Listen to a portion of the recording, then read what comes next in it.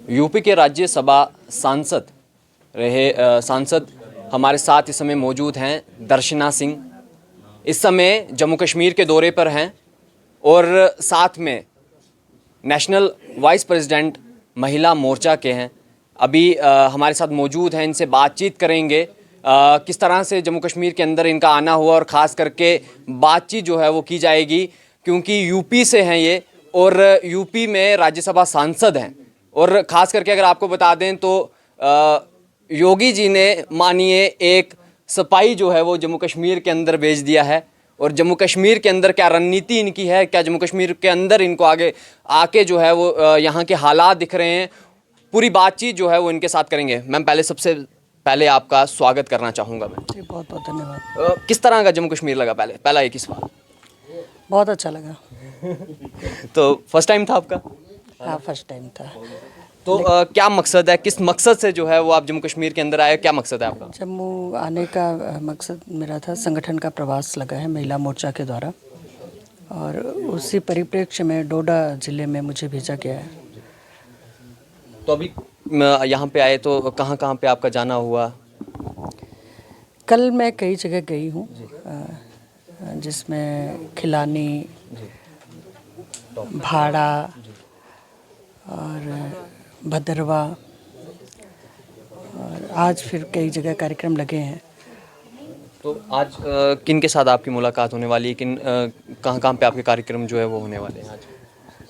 आशा और आंगनबाड़ी जो कार्यकर्ता हैं उनके साथ है, लाभार्थियों के साथ है, कुछ बुद्धिजीवी वर्ग हैं उनके साथ हैं बूथ पर। और एक प्रयास करूंगा आपसे जानने का। आपने यूपी में आप रहते हैं, यूपी के अंदर आप हमेशा सुनते होंगे जम्मू कश्मीर हमेशा फ्रंट लाइन पे जो है वो आप खबर छपी होती है जम्मू कश्मीर की, फिर वो टेररिज्म को लेके हो या किसी भी मामले को लेके हो या 370 था तो उसको लेके हो, तो वो आप हमेशा फ्रंट लाइन पे जो है वो पढ़ते थे।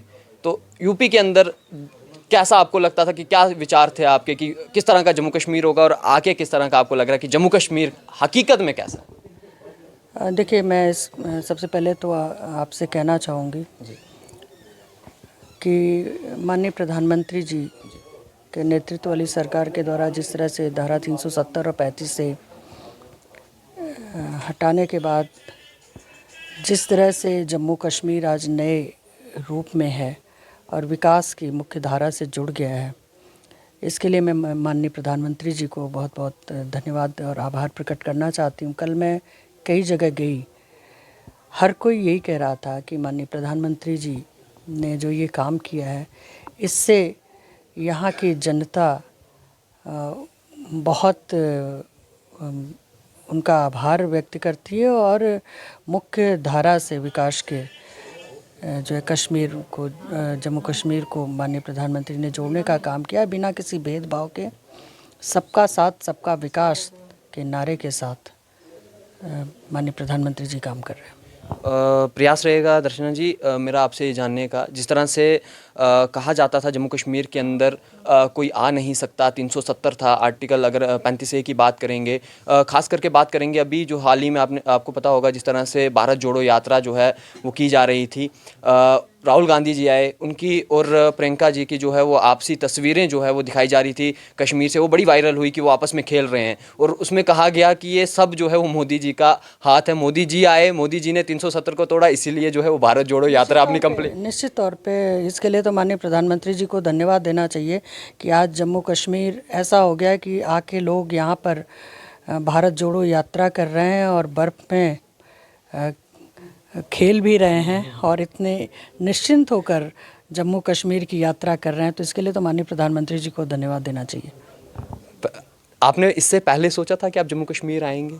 जिस समय भाजपा की सरकार नहीं थी उस समय आपने सोचा था कि आप जम्मू कश्मीर जाएंगे, देखेंगे जम्मू कश्मीर आखिरकार हालात कैसे? देखिए, जम्मू कश्मीर भारत का हिस्सा है और हर किसी का मन होता है कि देश के कोने कोने में जाएं।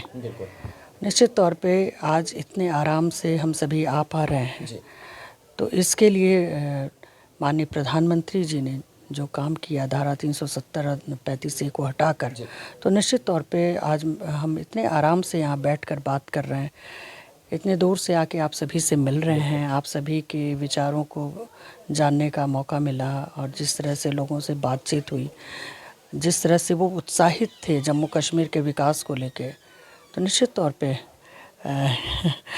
ये बहुत ही बड़ा काम किया माननीय प्रधानमंत्री जी ने, और जम्मू कश्मीर को विकास के मुख्य धारा से जोड़ने का काम किया है। आप यहाँ पे आए, अभी तक आपने ऐसा सुना कि किसी ने कहा हो जम्मू कश्मीर के अंदर योगी सरकार की तरह सरकार होनी चाहिए जम्मू कश्मीर के अंदर? देखिए, अभी तो मैं कल थोड़े समय के लिए गई हूँ, और निश्चित तौर पे सबकी ये सोच होती है कि विकास हो। और भारतीय जनता पार्टी की सरकार विकास का काम कर रही है, और चहुओर बिना किसी भेदभाव के। नहीं, पर कुछ लोग कहते हैं कि भेदभाव हो रहा है।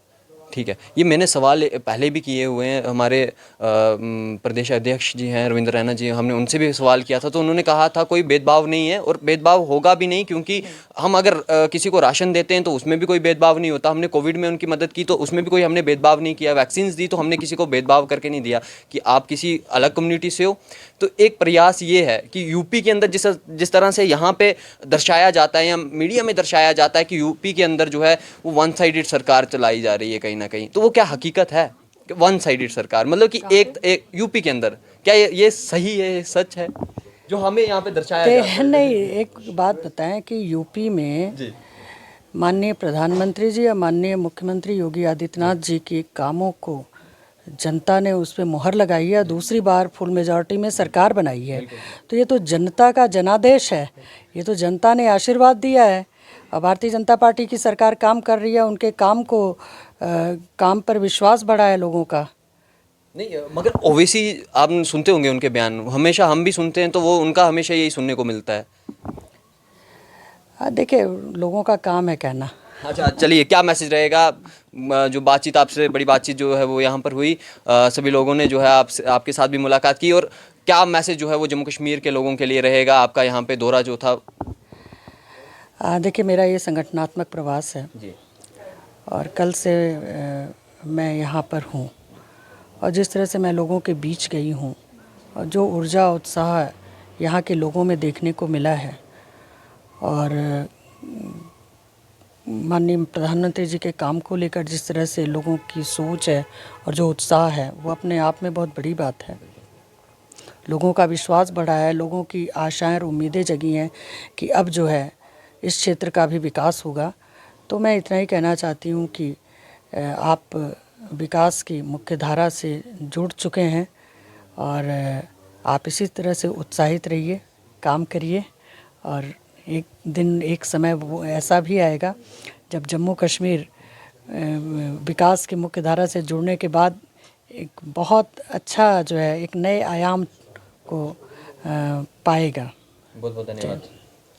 तो हमारे साथ इस समय यूपी के राज्यसभा सांसद दर्शना सिंह जी थे, और साथ में नेशनल वाइस प्रेसिडेंट महिला मोर्चा इस समय डोडा में थे, और अलग अलग कार्यक्रम जो है वो डोडा के अंदर कर रहे हैं। अभी ये जो है वो डिग्री कॉलेज डोडा में जाएंगे, और उसके बाद भद्रवा, यहाँ अलग अलग इलाकों में जो है वो इनके कार्यक्रम होंगे। लेकिन इनकी तरफ से जिस तरह से कहा जा रहा है जम्मू कश्मीर में विकास होगा, और जम्मू कश्मीर के अंदर भाजपा जो है वो विकास करेगा, क्योंकि आप अगर देखेंगे तो जम्मू कश्मीर के अंदर इस समय बड़े बड़े हाईवेज जो प्रोजेक्ट्स जो हैं वो ह्यूज प्रोजेक्ट्स इस समय जम्मू कश्मीर के अंदर लगे हैं। अगर वो नेशनल हाईवे श्रीनगर की बात करें, NH 44 की अगर बात करें, कश्मीर टू कन्याकुमारी, उसका सबसे बड़ा हाईवे का काम इस समय लगा हुआ है, और खास करके चनाब वैली के अंदर जो है वो टनल्स के काम लगे हुए हैं, हाईवेज के काम लगे हुए हैं। तो बहुत बड़ा प्रोजेक्ट जो है वो यहाँ पर जम्मू कश्मीर के अंदर हमें देखने को मिल रहा है। इस समय सांसद जो है यहाँ पर आए हुए हैं, जम्मू कश्मीर के अंदर क्या कुछ बदलाव देखने को मिलेगा, और जिस तरह से महिला मोर्चा को इस समय जो इनके अलग अलग कार्यक्रम होने वाले हैं उन पर भी जो है